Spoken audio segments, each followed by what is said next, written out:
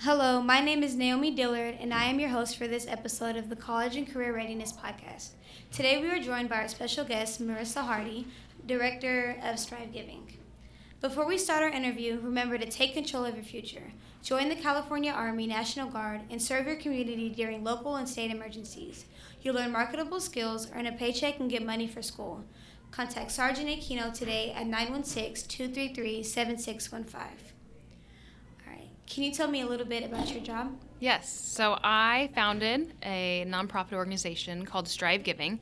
And so what we do is our goal is to bridge the gap from traditional education to real life skills through different partnerships, networking, and sponsoring events. Okay. What does an average day of work look like for you? Yes, so it's very different than what I was used to. I was in the education world before, so took a different career path. But one of the biggest things in terms of my job each and every day is to reach out, so the network. So probably about 50 to 60% of my time is emailing, reaching out to people, meeting with different business owners, nonprofits, picking their brain to see if we can partner with them, how we can partner with them, and then really kind of bringing these experts together so when we do hold an event that we've got some really great people sharing their expertise and their experience to prepare people for the real world. What was your inspiration behind this career?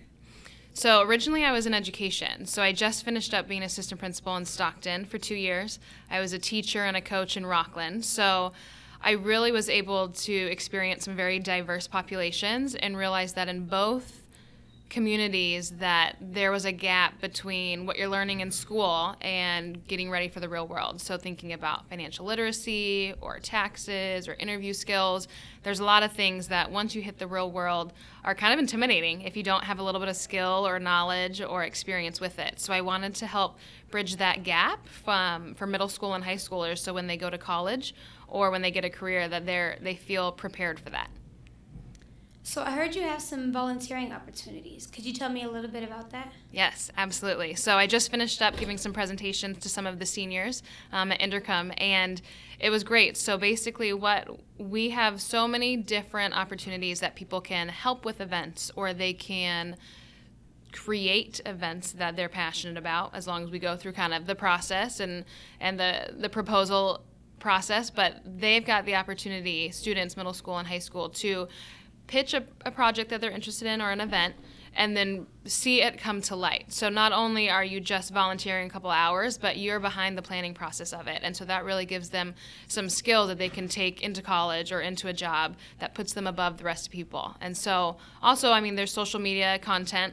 That's something that's free marketing. So we've got room for people to help out with that.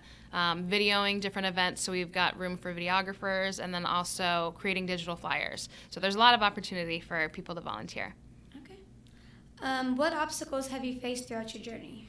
There's a lot of obstacles, especially when you kind of switch career paths. So I was in public education, and then I go to kind of create my own nonprofit. So I think the first obstacle is just creating a network of people around you that have been through that and can kind of guide you through that path, especially when it's something you're not comfortable with or you don't have a lot of background in. So just finding that network and really figuring out kind of the direction of where to go. Because in school, your days are very structured.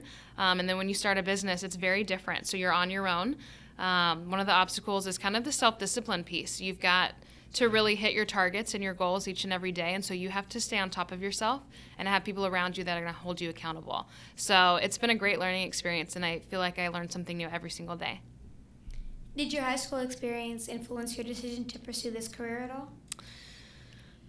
Somewhat. So I always wanted to be a teacher and work with kids. I played sports growing up, so be involved in sports too. And that's what I studied in college, went to school for.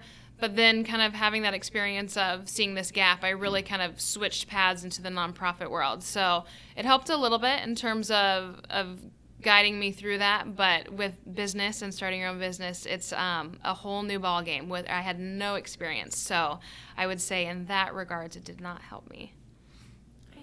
What is your favorite thing about your job?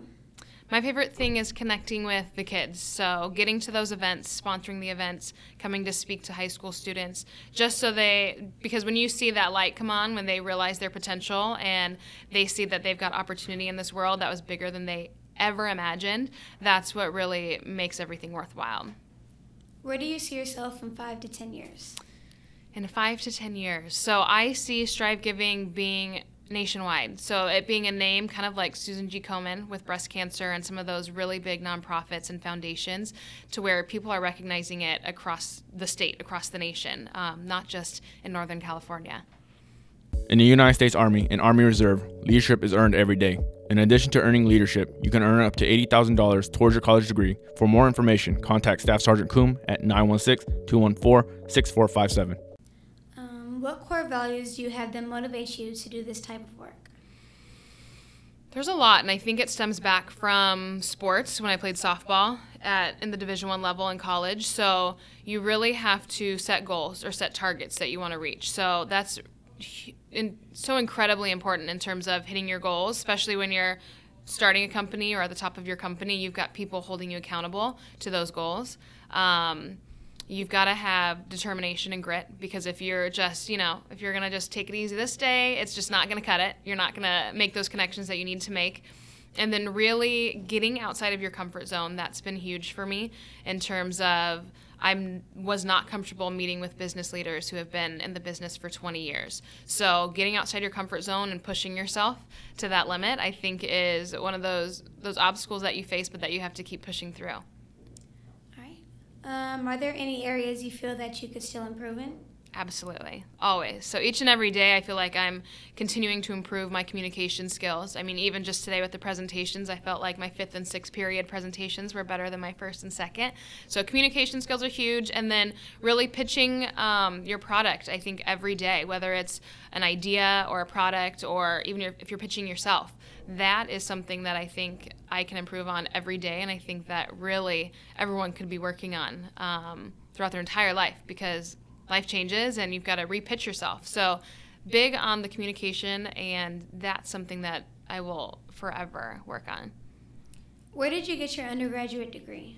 So I actually went to East Tennessee State University. So it was in Johnson City, Tennessee, about 4 hours from Nashville, and I played Division I softball there. So that's kind of what brought me out there from California.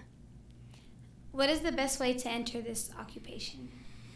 I would say first you have to have a passion for it. You have to have a passion for helping people or giving back or really finding a problem that you want to solve. And then it's really about kind of doing your research and tapping into organizations that are already there.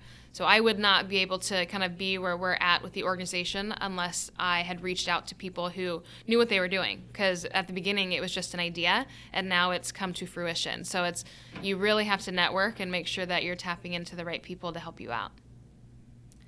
What are some major job roles involved with your line of work? Major job roles. So I would say event planning is a major job role. So we plan events for different students at different schools. So event planning is a major role. Fundraising is huge for nonprofits. So really trying to figure out how you're going to bring funds in, grants or different events that you host. And then marketing. So finding free ways to market. And I'm not a marketing major, but just doing those 3 things really helps kind of propel a nonprofit forward. What kind of salaries can someone in this line of work expect? It ranges. So you can, as an executive director, you can make $40,000. Depending on the nonprofit, you can make all the way up to $100,000. It kind of depends on how big your nonprofit gets and where your funding comes from. So it ranges, and right now we're at the bottom end, but our goal is to get to the top end because we want it to make it nationwide. What particular skills or talents are essential for this occupation? You really have to have great communication skills. So you have to be able to organize your thoughts, get them from paper out into talking to people. You have to be able to present yourself, whether it's to a business leader, to another nonprofit leader, to the kids that you're working with. So communication skills are huge. Time management is really huge. You have to make sure that you're balancing your day with those activities that are going to make money for you. So they're called like the income-based activities. You've got to make sure that you're reaching out to different funding opportunities. And then the marketing is really big, just to get your name out there. So social media is a new experience for me, and that's something that is really huge in this world of technology, to get your name out there, especially when you're working with the youth. All right. Well, thank you so much for talking with us today. Get the skills to be a beauty professional. We offer hands-on training alongside creative artists and industry leaders in a fully equipped modern salon through our cosmetology, barbering, and aesthetics program. Call 916-418-7223 or visit federico.edu and start your new career today.